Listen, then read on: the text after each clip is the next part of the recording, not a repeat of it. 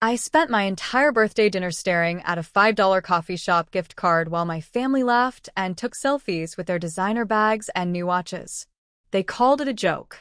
I called it the last straw. What I did next made them beg for my forgiveness, but by then, it was already too late. This is the story of how a $5 insult changed everything. Let me take you back to where this all started because the $5 gift card wasn't really about the money. It was about 28 years of being invisible in my own family. I'm Sarah, and for as long as I can remember, I've been the background character in the story of my family's life. My older sister Amanda was the golden child, the one with the perfect career, the perfect husband, the perfect everything. My younger brother Jake was the baby, the one who could do no wrong, the one everyone doted on and protected. And then there was me, stuck in the middle, expected to be grateful for whatever scraps of attention came my way. Growing up, I learned to accept it. When Amanda got a brand new car for her 16th birthday, I got a used bike. When Jake wanted to go to an expensive private college, they remortgaged the house. When I asked for help with community college tuition, I was told to get a job and figure it out. I did figure it out. I worked 2 jobs, got my degree, built a decent career in marketing, bought my own small apartment, and learned to rely on myself. I stopped expecting anything from them, and honestly, I thought I'd made peace with it. But birthdays have a way of bringing up old wounds, don't they? This year, I turned 28. Not a milestone birthday by most standards, but my mom insisted on throwing me a dinner. She said it had been too long since we all got together, that family was important, that she wanted to celebrate me. I was skeptical, but a part of me, that little girl who still wanted her family's approval, said yes. I should have known better. The dinner was at Marcello's, this upscale Italian restaurant downtown that I'd mentioned wanting to try months ago. When my mom suggested it, I was actually touched. Maybe they'd been listening. Maybe things were changing. I spent way too much money on a new dress, got my hair done, and showed up that Friday night with genuine hope in my chest. The reservation was for 7 and I arrived right on time, which meant I was the first one there. Classic. Amanda swept in 20 minutes late, talking loudly on her phone about some business deal, her designer purse swinging from her arm. Jake arrived shortly after with his girlfriend Melissa, both of them glued to their phones. My parents were last, my dad complaining about traffic, my mom immediately fussing over whether Jake was hungry. I sat there, smiling, telling myself it was fine. This was normal. This was just how we were. Dinner itself was awkward in that familiar way family dinners often are. Amanda dominated the conversation, talking about her promotion at the law firm, her upcoming vacation to the Maldives, the new Tesla her husband just bought. Jake chimed in about his gaming channel that was finally getting sponsorships. My parents beamed at both of them, asking questions, laughing at their jokes, fully engaged.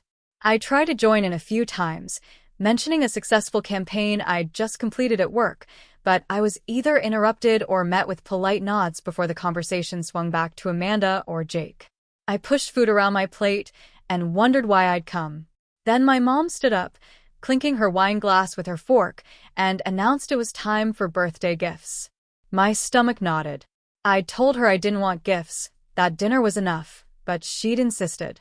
Everyone loves presents, she'd said. Jake went first, sliding a small wrapped box across the table. I opened it to find a novelty keychain with a cat on it. I don't even have a cat. He shrugged and said he grabbed it at the airport on his way back from a trip. Melissa giggled.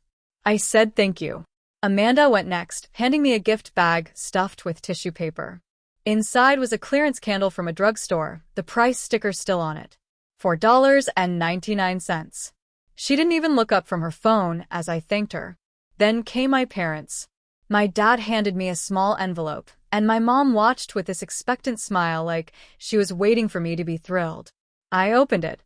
Inside was a gift card to a coffee chain. $5. Exactly $5. The table went quiet for a second, and then Jake snorted. Amanda smirked. My mom laughed nervously and said it was just something small, something fun, that I could treat myself to a nice latte. My dad was already looking at the dessert menu, and I sat there, holding this $5 gift card, feeling something inside me crack. Because this wasn't about being spoiled or entitled. This was about being valued. This was about the fact that just last month, I'd watched my parents give Amanda $2,000 to help with her kitchen renovation. This was about them paying Jake's rent for 6 months while he got his channel off the ground.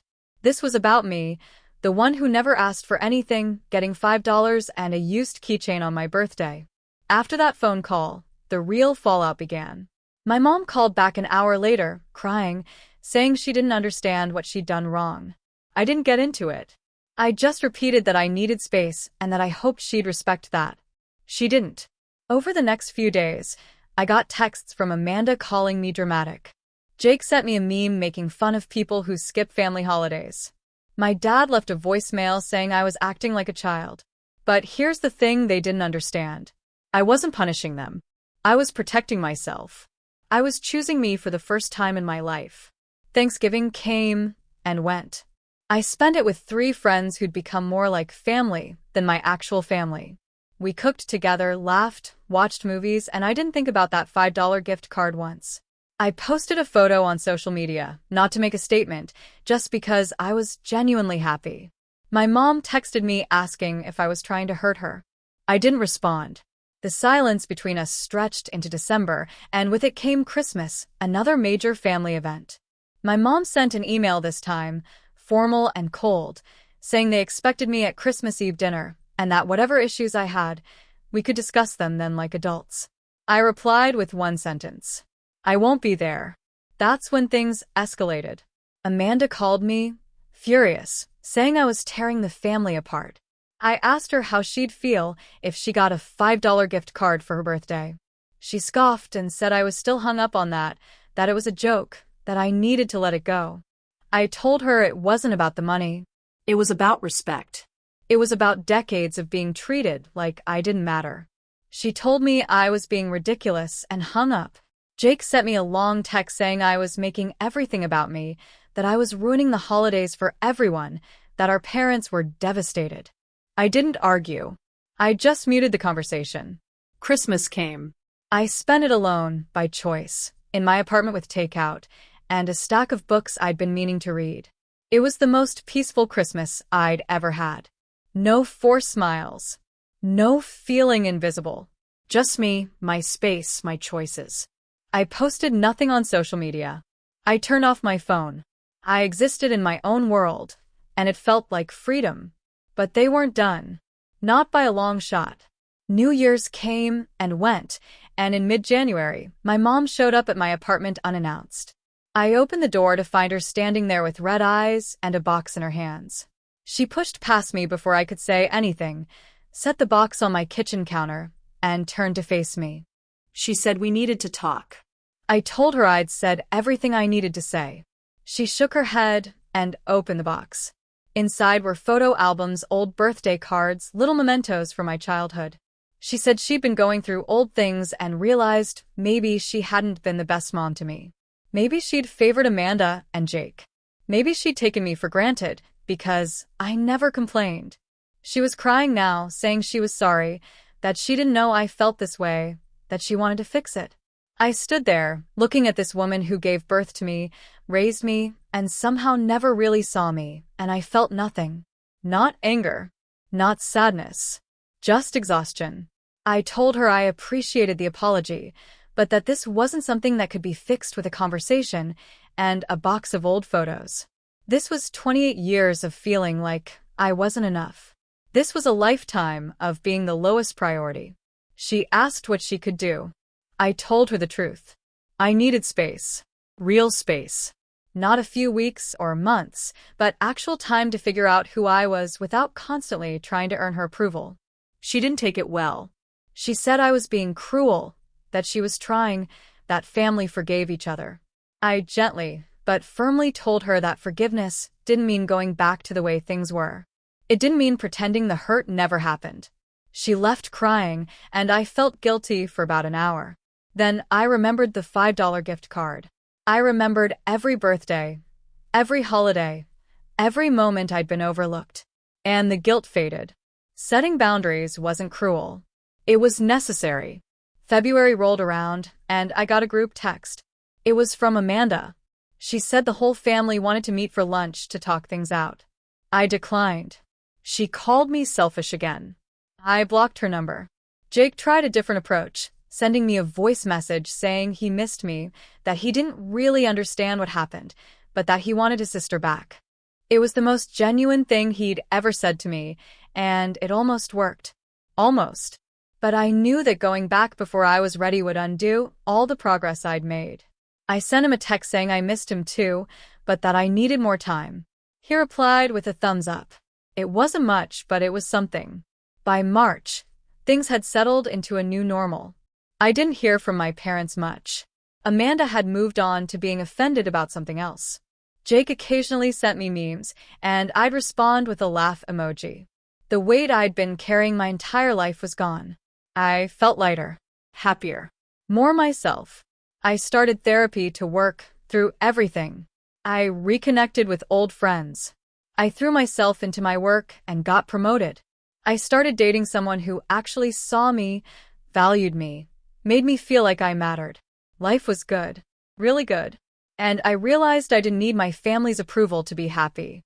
I never had. But here's where things took a turn. In late April, my grandmother, my dad's mom, got sick.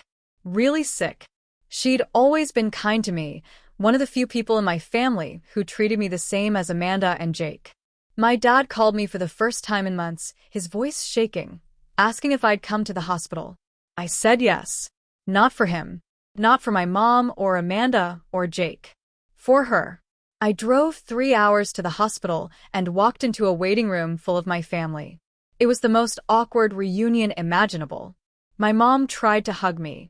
I stepped back. Amanda wouldn't look at me. Jake gave me a small wave.